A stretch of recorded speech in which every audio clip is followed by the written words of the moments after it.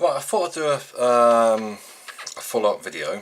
What I've done is I've soldered the wire to this end strip here. If I zoom down, just there. So basically what I've done is I have put solder over the end contacts, soldered some wire, threaded the wire down the silicone tubing, and then I managed to pull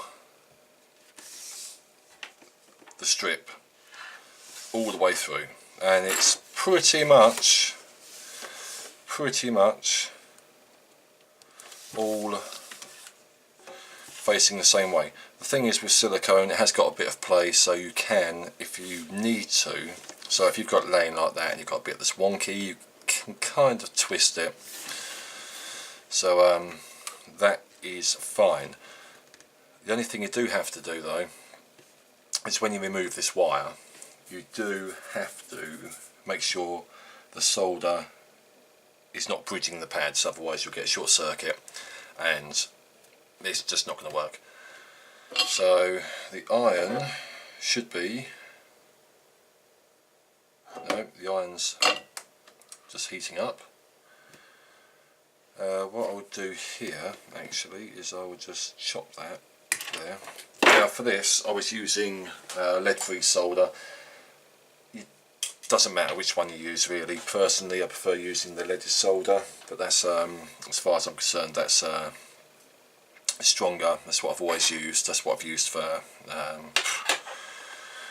sort of 30 years. So that will be that'd be fine. But you know, if you have to use unleaded, that's fine as well. So if I just get rid of that, yep, you'll see that is, if I can do a zoom in, oh hang on, where are we? The pads aren't bridged. Yeah, it's a cheap eBay light strip, so the plastic is going to melt, but as you'll see in a moment, it still works, so it's going to be fine. Right, so if I pull that in from the other end, and hopefully it won't come apart on me.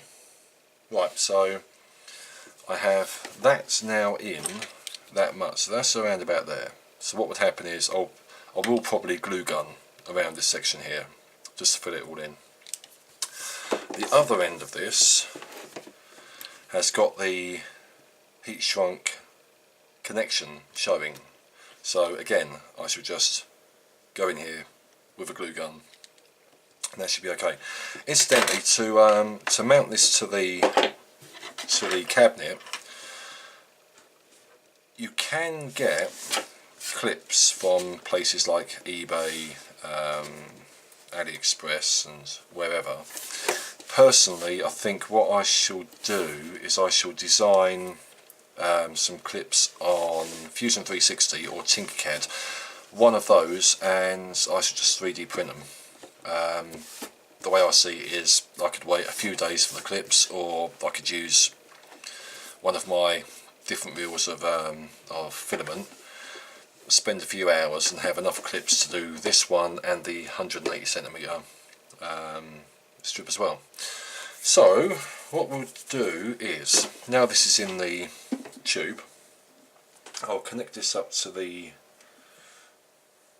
bench supply and hopefully it will work. Yep, it's working. So right, so if I can now, it's kind of like a rope light you'd have for the garden, but not. So as I say, it's not designed for preparing food, but at the same time it's just for like an ambient mood lighting, I suppose. So yeah, so that's kind of, I suppose, a bodgy DIY way of doing a cheap strip light, I suppose. But yeah, it's hopefully it'll be effective and it will do the job. Not too worried about water ingress. Yeah, I'll put a link down below linking to what IP20 exactly is. As I say, I can't remember off the top of my head. I think it's protection up to 25mm, I believe, which is like a finger. So you can't squish it with a finger if you touch it. The 0 is you just don't get any water over it at all. But I will put a link to the table down below, and I hope this was useful to someone.